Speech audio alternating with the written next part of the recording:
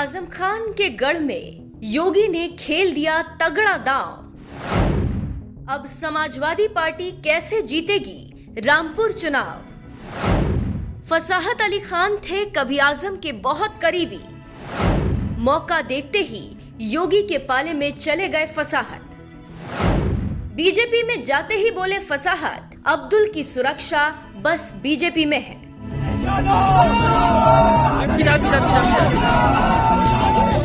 उत्तर प्रदेश की जिस रामपुर लोकसभा सीट को समाजवादी पार्टी के कद्दावर नेता आजम खान का गढ़ कहा जाता है, उस गढ़ में बीजेपी ने समाजवादी पार्टी को धूल चटाते हुए कुछ ही दिनों पहले भगवा लहराया था, तो उत्तर प्रदेश की सियासत में हड़कंप मच गया था। और अब एक बार फिर उसी रामपुर की विधानसभा सीट पर उपचुनाव होने जा रहा है, जहां से आजम खान कभी विधायक थे। यही वजह है कि रामपुर विधानसभा सीट जीतने के लिए भी बीजेपी ने पूरी ताकत झोंक दी। यहां तक कि जिस फसाहत खान शानू को आजम खान के करीबियों में गिना जाता था, बीजेपी ने जबरदस्त सियासी दांव चलते हुए उनको भी अपने पाले में कर लिया,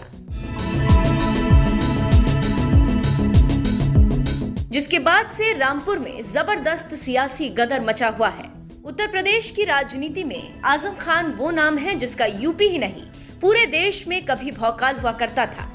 लेकिन जब से यूपी की सत्ता में योगी आदित्यनाथ का राज आया है, जैसे आजम खान के भौकाल का सियासी सूरज अस्त होता जा रहा है। तभी तो योगी के सत्ता में आते ही जब आजम खान की फाइल खुलनी शुरू हुई, तो आजम खान परिवार समेत बाहर कम जेल के अंदर ज्यादा नजर आने लगे।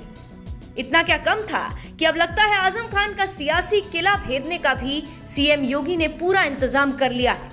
तभी तो योगी राज में पिछले 45 साल के इतिहास में ऐसा पहली बार होने जा रहा है कि आजम खान के परिवार को मजबूरन रामपुर चुनाव से दूर होना पड़ा।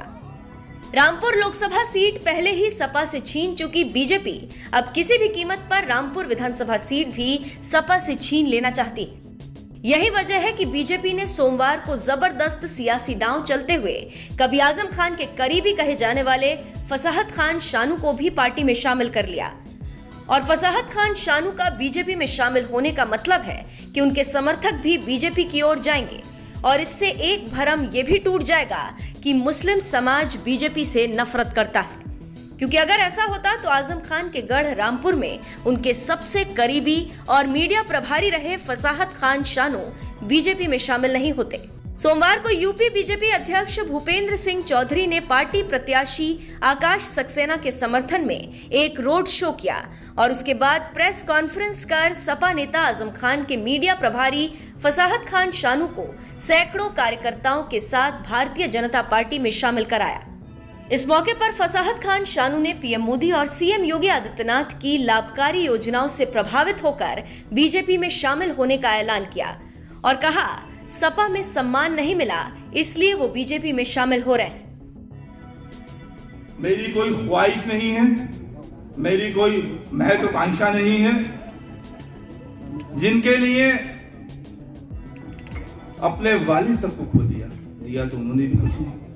आपसे सिर्फ प्यार चाहिए, आपसे सिर्फ मोहब्बत चाहिए और अब्दुल को सुरक्षा की गारंटी चाहिए। और मैं उम्मीद करता हूं कि अब्दुल की सुरक्षा सिर्फ और सिर्फ भारतीय जनता पार्टी में ही है, अब्दुल का सम्मान सिर्फ और सिर्फ भारतीय जनता पार्टी में ही है। बहुत माफी चाहूंगा प्रदेश अध्यक्ष जी, बहुत वक्त लिया मैंने बलदेव ओलख जी और माननीय मंत्री जी सुरेश खन्ना जी, शाहजहांपुर में हमारी बहन की ससुराल भी है, आपके बहुत करीबी हैं वो। तो सारे हमारे नेतागण साहिबान खड़े हुए हैं, हमारे जिला अध्यक्ष जी अभय गुप्ता जी भाई, बहुत माफी के साथ, बहुत अच्छे जिला अध्यक्ष हैं। मैंने कहा ना, मैं नजर सब पर रखता हूँ, सबको देखता रहता हूँ। बहुत से लोगों का मेरे मुंह से नाम निकलने से रह जाएगा, हनी भैया की जिम्मेदारी है ये। धर्मपाल सिंह जी, सूर्यपाल जी, वो तो मैंने सुना है यहाँ के संगठन की जान है भाई, तो बहुत बहुत अच्छे भी हैं और बहुत मधुर भी हैं, वो भी हनी भाई की तरह हनी हैं। तो जिनका नाम लेने से रह गया उनसे बहुत माफी। और जो लोग आज चाहे ज्यादा हो या कम हो, ब्रिज बहादुर जी चाहे ज्यादा या कम हो, हमारे इस फैसले में हमारे साथ हैं, उनके लिए जगह मेरे दिल में है। जिनका नाम लेने से रह गया हूं उसके लिए बहुत माफी। और आज से आप और सभी अब्दुल की प्रेरणा लेते हैं कि हनी भाई जो भारी मतों से जीत रहे हैं, उनका वोटों का अंतर बढ़ाने में अपना पूरा आजम खान के करीबी फसाहत खान शानू को बीजेपी में शामिल कराते ही यूपी बीजेपी अध्यक्ष भूपेंद्र सिंह चौधरी ने हुंकार भरते हुए कहा कि कोई किसी का गढ़ नहीं है, कोई किसी का किला नहीं है, अब किला है बीजेपी का। हम आजमगढ़ लोकसभा और रामपुर लोकसभा उपचुनाव में बड़े अंतर से जीते हैं। हम रामपुर विधानसभा चुनाव में भी बड़े अंतर से जीतेंगे। किसी का गढ़ नहीं है, कोई किसी का किला नहीं है, अब किला है भाजपा का। हम मजबूत किला पूरा देश और पूरा प्रदेश भाजपा का। अब गढ़ भाजपा के गढ़ हैं।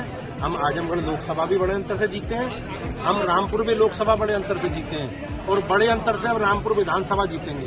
तो अब कोई किसी का गढ़ नहीं है। भारतीय जनता पार्टी देश के प्रधानमंत्री जी के नेतृत्व में सबको साथ लेकर चल रही है। भारतीय जनता पार्टी का जो कमिटमेंट है, सबका साथ सबका विकास। भारतीय जनता पार्टी किसी जाति विशेष वर्ग की पार्टी नहीं है जी। हम सबको साथ लेकर चल रहे हैं, सबके विकास के लिए काम कर रहे हैं। रामपुर भी उससे अछूता नहीं है। हम लोकसभा का भी उपचुनाव जीते हैं और विधानसभा का चुनाव जीतेंगे निश्चित रूप से। अब पूरे देश के समाज के सब वर्गों का इसमें आशीर्वाद मोदी जी के साथ है, योगी जी। बीजेपी में शामिल हुए फसाहत खान शानू उस वक्त सुर्खियों में आए थे जब यूपी विधानसभा चुनाव के दौरान उन्होंने खुलकर सपा अध्यक्ष अखिलेश यादव के खिलाफ बयानबाजी की थी। उन्होंने कहा था कि सीएम योगी ने जो कहा है कि अखिलेश नहीं चाहते आजम खान जेल से बाहर आए, ये सही है। अखिलेश यादव ने आजम खान की बलि दे दी है, हमें बीजेपी का दुश्मन बना दिया है।